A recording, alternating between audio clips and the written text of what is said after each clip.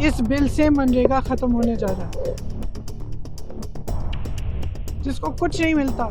कम से कम ये 100 दिन का जो रोजगार था उसका सहारा था। अगर इस बिल को कोई भी पढ़ेगा, ये साफ साफ स्पष्ट समझ आएगा कि इस बिल से आने वाले महीनों में ये पूरी स्कीम खत्म हो जाएगी। प्रियंका गांधी ने हाल ही में कहा है कि यह बिल अगर कोई ध्यान से पढ़ेगा तो साफ साफ समझ में आ जाएगा कि मनरेगा योजना धीरे धीरे समाप्त होने की ओर बढ़ रही है। उनका कहना है कि जैसे ही इस बिल के तहत जिम्मेदारी और खर्चा राज्यों की सरकारों पर आएगा, वैसे ही यह योजना धीरे धीरे समाप्त हो जाएगी। कारण बहुत साफ है, कई राज्यों के पास इतना पैसा नहीं है कि वे इस योजना को उसी तरह जारी कर सकें। मनरेगा भारत की सबसे बड़ी ग्रामीण रोजगार योजना है। यह योजना करोड़ों गरीब और मजदूरों के लिए जीवनदायिनी रही है। गरीब परिवारों की रोजी रोटी, उनके घर के खर्चे, बच्चों की पढ़ाई सब इस योजना पर निर्भर रहे हैं।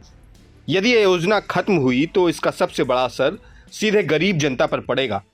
उन्हें रोजगार के लिए नए विकल्प ढूंढने होंगे और यह आसान भी नहीं होगा।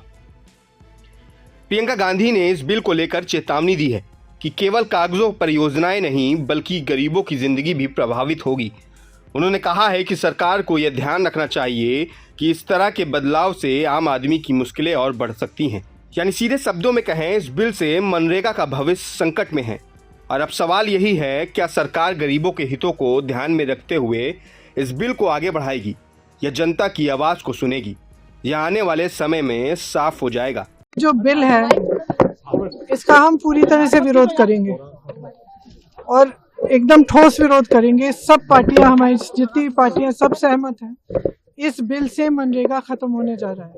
आप किसी भी तरह से इसको देखें और जो समझदार आदमी है, जो ये 100 दिन से 125 दिन वाला जो है, ये चालाकी है। अगर इस बिल को कोई भी पढ़ेगा, ये साफ साफ स्पष्ट समझ आएगा कि इस बिल से आने वाले महीनों में ये पूरी स्कीम खत्म हो जाएगी। क्योंकि जैसे ही ये बोझ प्रदेश की सरकारों पर पड़ेगा कि इतना पैसा प्रदेश की सरकारों को देना है, वैसे ही आस्ते आस्ते ये स्कीम खत्म हो जाएगी। क्योंकि प्रदेश की सरकारों के पास इतना पैसा है नहीं, खास तौर से जो प्रदेश जिनमें सबसे ज्यादा स्कीम की जरूरत है।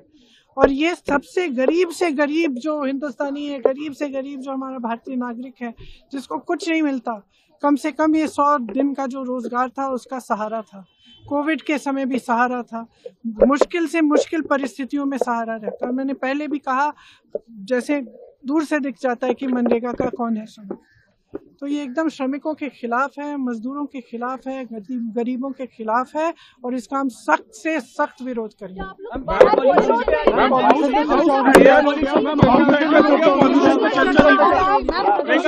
जी जी जी, मेरा पूरा भाषण तैयार था, लेकिन अब शायद अगले सेशन में हो जाएगी, तब बोल लेंगे। प्रभातखबर.com, विश्वास वही, रफ्तार नहीं।